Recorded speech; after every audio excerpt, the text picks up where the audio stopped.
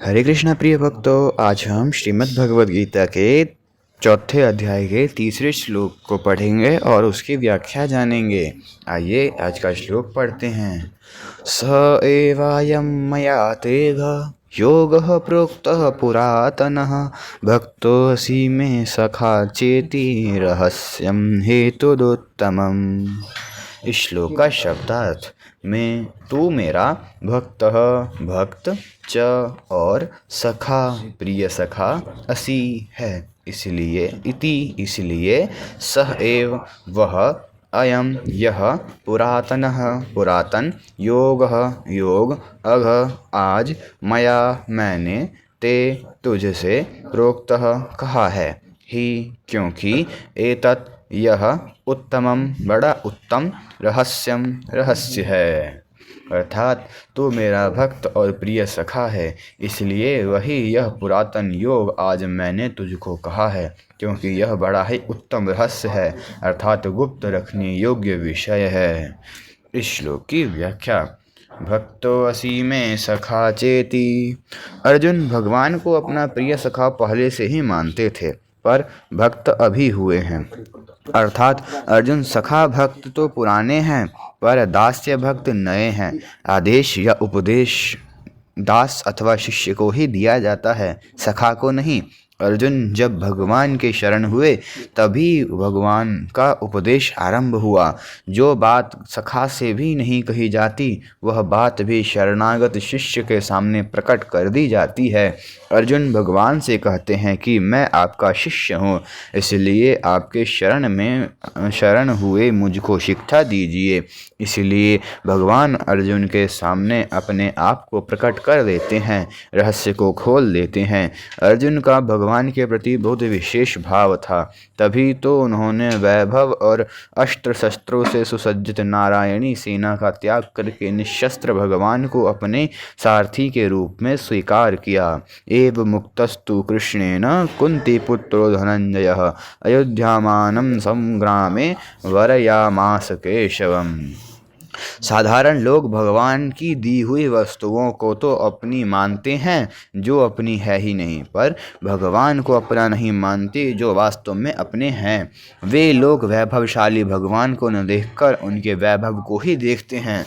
वैभव को ही सच्चा मानने से उनकी बुद्धि इतनी भ्रष्ट हो जाती है कि वे भगवान का अभाव ही मान लेते हैं, अर्थात भगवान की तरफ उनकी दृष्टि जाती ही नहीं। कुछ लोग वैभव की प्राप्ति के लिए ही भगवान का भजन करते हैं। भगवान को चाहने से तो वैभव भी पीछे आ जाता है, पर वैभव को चाहने से भगवान नहीं आ सकते। वैभव तो भक्त के चरणों में लौटता है, परंतु सच्चे भक्त वैभव की प्राप्ति के लिए भगवान का भजन नहीं करते। वे वैभव को नहीं चाहते, अपितु भगवान को ही चाहते हैं। वैभव को चाहने वाले मनुष्य वैभव के भक्त होते हैं, और भगवान को चाहने वाले मनुष्य भगवान के भक्त होते हैं। अर्जुन ने वैभव अर्थात नारायणी सेना का त्याग करके केवल भगवान को अपनाया, तो युद्ध क्षेत्र में भीष्म, द्रोण, युधिष्ठिर आदि महापुरुषों के रहते हुए भी गीता का महान दिव्य उपदेश केवल अर्जुन को ही प्राप्त हुआ, और बाद में राज्य भी अर्जुन को मिल गया। स एवायं मया तेघ योगः प्रोक्तः पुरातनः।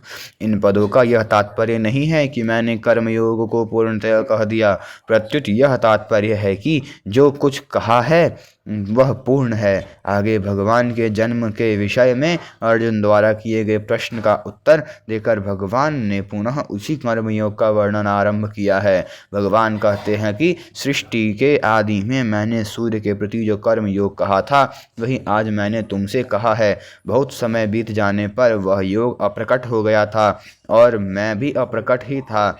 अब मैं भी अवतार लेकर प्रकट हुआ हूँ और योग को भी पुनः प्रकट किया है।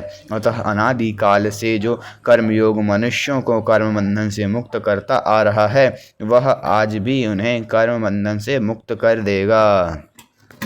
रहस्यम हेतुदुत्तमम। जिस प्रकार 8वें अध्याय के 66वें श्लोक में भगवान ने अर्जुन के सामने सर्वगुह्यतम बात प्रकट की, तू मेरी शरण में आ जा, मैं तुझे संपूर्ण पापों से मुक्त कर दूंगा, उसी प्रकार यहाँ उत्तम रहस्य प्रकट करते हैं। कि मैंने ही सृष्टि के आदि में सूर्य को उपदेश दिया था और वही मैं आज तुझे उपदेश दे रहा हूँ। भगवान अर्जुन से मानो यह कहते हैं कि तेरा सारथी बनकर तेरी आज्ञा का पालन करने वाला होकर भी मैं आज तुझे वही उपदेश दे रहा हूँ जो उपदेश मैंने सृष्टि के आदि में सूर्य को दिया था। मैं साक्षात वही हूँ और अभी अवतार लेकर गुप्त रीति से प्रकट हुआ हूँ। यह बहुत रहस्य की बात है। इस रहस्य को आज मैं तेरे सामने प्रकट कर रहा हूँ क्योंकि तू मेरा भक्त और प्रिय सखा है। साधारण मनुष्य की तो बात ही क्या है, साधक की दृष्टि भी उपदेश की ओर अधिक एवं उपदेष्टा की ओर कम जाती है। इस प्रसंग को पढ़ने सुनने पर उपदिष्ट योग पर तो दृष्टि जाती है, पर उपदेष्टा भगवान श्री कृष्ण ही आदि नारायण है, इस पर प्रायः दृष्टि नहीं जाती। जो बात साधारणतः पकड़ में नहीं आती वह रहस्य की होती है। भगवान यहाँ रहस्यम पद से अपना परिचय देते हैं, जिसका तात्पर्य यह है कि साधक की दृष्टि सर्वथा भगवान की ओर ही रहनी चाहिए। अपने आप को आदि उपदेष्टा कहकर भगवान अपने को मानव मात्र का गुरु प्रकट करते हैं। नाटक खेलते समय मनुष्य जनता के सामने अपने असली स्वरूप को प्रकट नहीं करता, पर किसी आत्मीय जन के सामने अपने को प्रकट भी कर देता है। ऐसे ही मनुष्य अवतार के समय भी भगवान अर्जुन के सामने अपना ईश्वर भाव प्रकट कर देते हैं, अर्थात जो बात छिपा कर रखनी चाहिए वह बात प्रकट कर देते हैं। यही उत्तम रहस्य है। कर्म योग को भी उत्तम रहस्य माना जा सकता है। जिन कर्मों से जीव बंधता है, कर्मणा बद्धते जंतु, उन्हीं कर्मों से उसकी मुक्ति हो जाए, यह उत्तम रहस्य है। पदार्थ को अपना मानकर अपने लिए कर्म करने से बंधन होता है और पदार्थों को अपना न मानकर केवल दूसरों के हित के लिए निस्वार्थ भावपूर्वक सेवा करने से मुक्ति होती है। अनुकूलता, प्रतिकूलता, धनवत्ता, निर्धनता, स्वस्थता, रुग्णता आदि कैसी भी परिस्थिति क्यों न हो, प्रत्येक परिस्थिति में इस कर्म योग का पालन स्वतंत्रता पूर्वक हो सकता है। कर्म योग में रहस्य की 3 बातें मुख्य हैं। पहला, मेरा कुछ नहीं है, कारण कि मेरा स्वरूप सत्य है। जो कुछ मिला है वह सब असत है, फिर असत मेरा कैसे हो सकता है? अनित्य का नित्य के साथ संबंध कैसे हो सकता है? दूसरा, मेरे लिए कुछ नहीं है, कारण कि स्वरूप में कभी अपूर्ति या कमी होती ही नहीं, फिर किस वस्तु की कामना की जाए? अनुत्पन्न अविनाशी तत्व के लिए उत्पन्न होने वाली नाशवान वस्तु कैसे काम में आ सकती है? तीसरा, अपने लिए कुछ नहीं करना है। इसमें पहला कारण यह है कि स्वयं चेतन परमात्मा का अंश है और कर्म जड़ है। स्वयं नित्य निरंतर रहता है, पर कर्म का तथा उसके फल का आदि और अंत होता है। इसलिए अपने लिए कर्म करने से आदि अंत वाले कर्म और फल से अपना संबंध जुड़ता है। कर्म और फल का तो अंत हो जाता है, पर उसका संग भीतर रह जाता है, जो जन्म मरण का कारण होता है। कारणम गुण संगो अस्य सदसद्धो निजन्मसु। दूसरा कारण यह है कि करने का दायित्व उसी पर आता है जो कर सकता है, अर्थात जिसकी करने की योग्यता है और जो कुछ पाना चाहता है। निष्क्रिय, निर्विकार, अपरिवर्तनशील और पूर्ण होने के कारण चेतन स्वरूप शरीर के संबंध के बिना कुछ कर ही नहीं सकता। इसलिए यह विधान मानना पड़ेगा कि स्वरूप को अपने लिए कुछ नहीं करना है। तीसरा कारण यह है कि स्वरूप सत है और पूर्ण है, अतः उसमें कभी कमी नहीं आती, आने की संभावना भी नहीं। ना भावो विद्यते सतः, कमी ना आने के कारण उसमें कुछ पाने की इच्छा भी नहीं होती। इसमें स्वतः सिद्ध होता है कि स्वरूप पर करने का दायित्व नहीं, अर्थात उसे अपने लिए कुछ नहीं करना है। कर्म योग में कर्म तो संसार के लिए होते हैं और योग अपने लिए होता है, परंतु अपने लिए कर्म करने से योग का अनुभव नहीं होता। योग का अनुभव तभी होगा जब कर्मों का प्रवाह पूरा का पूरा संसार की ओर ही हो जाए, कारण कि शरीर, इंद्रिया, मन, बुद्धि, पदार्थ, धन, संपत्ति आदि जो कुछ भी मेरे पास है वह सब का सब संसार से अभिन्न है, संसार का ही है और उन्हें संसार की सेवा में ही लगाना है। अतः पदार्थ और क्रिया रूप संसार से संबंध विच्छेद करने के लिए ही दूसरों के लिए कर्म करना है। यही कर्म योग है। कर्म योग सिद्ध होने पर करने का राग, पाने की लालसा, जीने की इच्छा और मरने का भय, ये सब मिट जाते हैं। जैसे सूर्य के प्रकाश में लोग अनेक कर्म करते हैं पर सूर्य का उन कर्मों से अपना कुछ भी संबंध नहीं होता, ऐसे ही स्वयं के प्रकाश में संपूर्ण कर्म होते हैं पर स्वयं का उनसे कुछ भी संबंध नहीं होता, क्योंकि स्वयं चेतन तथा अपरिवर्तनशील है और कर्म जड़ तथा परिवर्तनशील है। परंतु जब स्वयं भूल से उन पदार्थों और कर्मों के साथ थोड़ा सा भी संबंध मान लेता है, अर्थात उन्हें अपने और अपने लिए मान लेता है, तो फिर वे कर्म अवश्य ही उसे बांध देते हैं। नित्य कर्म का किसी भी अवस्था में त्याग न करना तथा नियत समय पर कार्य के लिए तत्पर रहना भी सूर्य की अपनी विलक्षणता है। कर्मयोगी भी सूर्य की तरह अपने नियत कर्मों को नियत समय पर करने के लिए सदा तत्पर रहता है। कर्मयोग का ठीक ठीक पालन किया जाए तो यदि कर्मयोगी में ज्ञान के संस्कार हैं तो उसे ज्ञान की प्राप्ति, और यदि भक्ति के संस्कार हैं तो उसे भक्ति की प्राप्ति स्वतः हो जाती है। कर्मयोग का पालन करने से अपना ही नहीं प्रत्युत संसार मात्र का भी परम हित होता है। दूसरे लोग देखें या न देखें, समझें या न समझें, माने या न माने, अपने कर्तव्य का ठीक ठीक पालन करने से दूसरे लोगों को कर्तव्य पालन की प्रेरणा स्वतः मिलती है और इस प्रकार सबकी सेवा भी हो जाती है। इस श्लोक का मार्मिक बात। गीता में भगवान ने उपदेश के आरंभ में दूसरे अध्याय के 11वें श्लोक से 30वें श्लोक तक मनुष्य मात्र के अनुभव का वर्णन किया है। यह मनुष्य का ही अनुभव नहीं है, प्रत्युत जीव मात्र का भी अनुभव है। कारण कि मैं हूँ ऐसी अपनी सत्ता होने पर का अनुभव स्थावर जंगम सभी प्राणियों को है। वृक्ष, पर्वत आदि को भी इसका अनुभव है, पर वे इसे व्यक्त नहीं कर सकते। पशु पक्षियों में तो प्रत्यक्ष देखने में भी आता है। जैसे पशु पक्षी आपस में लड़ते हैं तो अपनी सत्ता को लेकर ही लड़ते हैं। यदि अपनी अलग सत्ता का अनुभव न हो तो वे लड़े ही क्यों। मनुष्य को तो इसका प्रत्यक्ष अनुभव है ही, परंतु वह न तो अपने अनुभव की ओर दृष्टि डालता है और न उसका आदर ही करता है। इस अनुभव को ही विवेक या निज ज्ञान कहते हैं। यह विवेक सब में स्वतः और भगवत प्रदत्त है। इंद्रियां, मन और बुद्धि प्रकृति के अंश हैं, इसलिए इनसे होने वाले ज्ञान प्रकृतिजन्य है। शास्त्रों को पढ़ सुनकर इन इंद्रियों, मन, बुद्धि के द्वारा जो पारमार्थिक ज्ञान होता है वह ज्ञान भी एक प्रकार से प्रकृतिजन्य ही है। परमात्म तत्व का इस प्रकृतिजन्य ज्ञान की अपेक्षा अत्यंत विलक्षण है।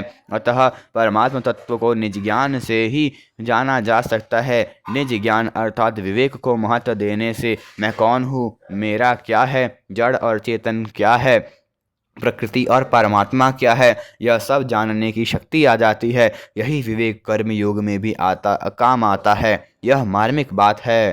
कर्म योग में विवेक की दो बातें मुख्य हैं। पहला, अपने होनेपन में कोई संदेह नहीं है, और दूसरा, अभी जो वस्तुएं मिली हुई हैं उन पर अपना कोई आधिपत्य नहीं है, क्योंकि वे पहले अपनी नहीं थी और बाद में भी अपनी नहीं रहेंगी। मैं निरंतर रहता हूँ और ये मिली हुई वस्तुएं, शरीर, इंद्रियां, मन, बुद्धि आदि निरंतर बदलती रहती हैं और इनका निरंतर वियोग होता रहता है। जैसे कर्मों का आरंभ और समाप्ति होती है, ऐसे ही उनके फल का भी संयोग और वियोग होता है। इसलिए कर्मों और पदार्थों का संबंध स्वयं संसार से है, स्वयं से नहीं। इस प्रकार विवेक जागृत होते ही कामना का नाश हो जाता है। कामना का नाश होने पर स्वतः सिद्ध निष्कामता प्रकट हो जाती है, अर्थात कर्मयोग पूर्णतः सिद्ध हो जाता है। कामना से विवेक ढक जाता है। स्वार्थ बुद्धि, भोग बुद्धि, संग्रह बुद्धि रखने से मनुष्य अपने कर्तव्य का ठीक ठीक निर्णय नहीं कर पाता। वह उलझनों को उलझन से ही अर्थात शरीर, इंद्रिया, मन, बुद्धि से ही सुलझाना चाहता है और इसीलिए वह वर्तमान परिस्थिति को बदलने का ही उद्योग करता है, परंतु स्थिति को बदलना अपने वश की बात नहीं है। इसलिए उलझन सुलझने की अपेक्षा अधिकाधिक उलझती चली जाती है। विवेक जागृत होने पर जब स्वार्थ बुद्धि, भोग बुद्धि, संग्रह बुद्धि नहीं रहेगी, तब अपना कर्तव्य स्पष्ट दिखने लग जाता है और सभी प्रकार की उलझनें स्वतः सुलझ जाती है। बाहरी परिस्थिति कर्मों के अनुसार ही बनती है, अर्थात वह कर्मों का ही फल है। धनवत्ता, निर्धनता, निंदा, स्तुति, आदर, निरादर, यश, अपयश, लाभ, हानि, जन्म, मरण, सावर, स्वस्थता, रुग्णता आदि सभी परिस्थितियां कर्मों के अधीन हैं। श्री मानस जी में लिखा है, सुनो भरत भावी प्रबल बिलखी कहेउ मुनिनाथ, हानि लाऊ जीवनु मरनु जसु अपजसु विधिहात। शुभ और अशुभ कर्मों के फल स्वरूप में अनुकूल और प्रतिकूल परिस्थिति सामने आती है, परंतु उस परिस्थिति से संबंध जोड़कर उसे अपनी मानकर सुखी दुखी होना मूर्खता है। तात्पर्य यह है कि अनुकूल और प्रतिकूल परिस्थिति का आना तो कर्मों का फल है और उससे सुखी दुखी होना अपनी अज्ञता मूर्खता का फल है। कर्मों का फल मिटाना तो हाथ की बात नहीं है, पर मूर्खता मिटाना बिल्कुल हाथ की बात है। जिसे मिटा सकते हैं उसे मूर्खता को तो मिटाते नहीं, और जिसे बदल सकते हैं नहीं उस परिस्थिति को बदलने का उद्योग करते हैं। यह महान भूल है। इसलिए अपनी विवेक को महत्व देकर मूर्खता को मिटा देना चाहिए और प्रतिकूल परिस्थितियों का सदुपयोग करते हुए उनसे ऊंचे उठ जाना अर्थात असंग हो जाना चाहिए, जो किसी भी परिस्थिति से संबंध न जोड़कर उसका सदुपयोग करता है, अर्थात अनुकूल परिस्थिति में दूसरों की सेवा करता है तथा प्रतिकूल परिस्थिति में दुखी नहीं होता, अर्थात सुख की इच्छा नहीं करता। वह संसार बंधन से वह सुगमता पूर्वक मुक्त हो जाता है। जिसे मनुष्य नहीं चाहता वह प्रतिकूल परिस्थिति पहले किए अशुभ कर्मों का फल होती है। अतः पाप कर्म तो करने ही नहीं चाहिए। किसी को कष्ट पहुँचे ऐसा काम तो स्वप्न में भी नहीं करना चाहिए, परंतु वर्तमान में पाप कर्म न करने पर भी पुराण में पाप कर्मों के फलस्वरूप जब प्रतिकूल परिस्थिति आ जाती है तब अंतःकरण में चिंता, शोक, भय आदि भी आ जाते हैं। इसका कारण यह है कि हमने चिंता, शोक को अधिक परिचित बना लिया है। जैसे बिक्री की हुई गाय पुराने स्थान से परिचित होने के कारण बार बार वहीं आ जाती है, परंतु उसे बार बार नए स्थान पर पहुंचा दिया जाए तो फिर वह पुराने स्थान पर आना छोड़ देती है। ऐसे ही आज और अभी यह दृढ़ विचार कर ले कि आने जाने वाली परिस्थिति से संबंध जोड़कर चिंता शोक करना गलती है। यह गलती अब हम नहीं करेंगे तो फिर ये चिंता शोक आना छोड़ देंगे। विवेक की पूर्ण जागृति न होने पर भी कर्मयोगी में एक निश्चयात्मिका बुद्धि रहती है, जो कि अपना नहीं है, उससे संबंध विच्छेद करना है और सांसारिक सुख को न भोगकर केवल सेवा करनी है। इस निश्चयात्मिका बुद्धि के कारण उसके अंतःकरण में सांसारिक सुखों की महत्व नहीं रहता। फिर भोगों में सुख है ऐसे भ्रम में उसे कोई डाल नहीं सकता। अतः यह इस एक निश्चय को अटल रखने से ही उसका कल्याण हो जाता है। सत्संग स्वाध्याय से ऐसी निश्चयात्मिका बुद्धि को बल मिलता है। अतः हरेक साधक को कम से कम ऐसा कल्याणकारी निश्चय अवश्य ही बना लेना चाहिए। ऐसा निश्चय बनाने में सब स्वाधीन है, कोई पराधीन नहीं है। इसमें किसी की किंचित भी सहायता की आवश्यकता नहीं है, क्योंकि इसमें स्वयं बलवान है। आज का यह श्लोक संपूर्ण हुआ। अगला श्लोक। मैंने ही सृष्टि के आदि में सूर्य को उपदेश दिया था और वही मैं आज तुझे उपदेश दे रहा हूँ। इसे सुनकर अर्जुन में स्वाभाविक यह जिज्ञासा जागृत होती है कि जो अभी मेरे सामने बैठे हैं इन भगवान श्री कृष्ण ने सृष्टि के आरंभ में सूर्य को उपदेश कैसे दिया था। अतः इसे अच्छी तरह से समझने के लिए अर्जुन आगे के श्लोक में भगवान से प्रश्न करते हैं। अर्जुन उवाच अपरं भवतो जन्म परं जन्म विवस्वतः कथमेतद्विजानीयां त्वमादौ प्रोक्तवानिति। हरे कृष्ण। आज का वीडियो संपूर्ण हुआ। अगर आपको वीडियो पसंद आई तो वीडियो को लाइक करिए। ऐसे ही और वीडियो देखने के लिए चैनल को सब्सक्राइब करिए तथा अन्य भक्तों के साथ शेयर करिए। अगर आपने पिछले श्लोकों की वीडियो नहीं देखी है तो डिस्क्रिप्शन बॉक्स में उनका लिंक है, आप वहाँ से देख सकते हैं। अगर आपको वीडियो अच्छी लगी तो कमेंट बॉक्स में बताएं। हरे कृष्ण। हरि बोल।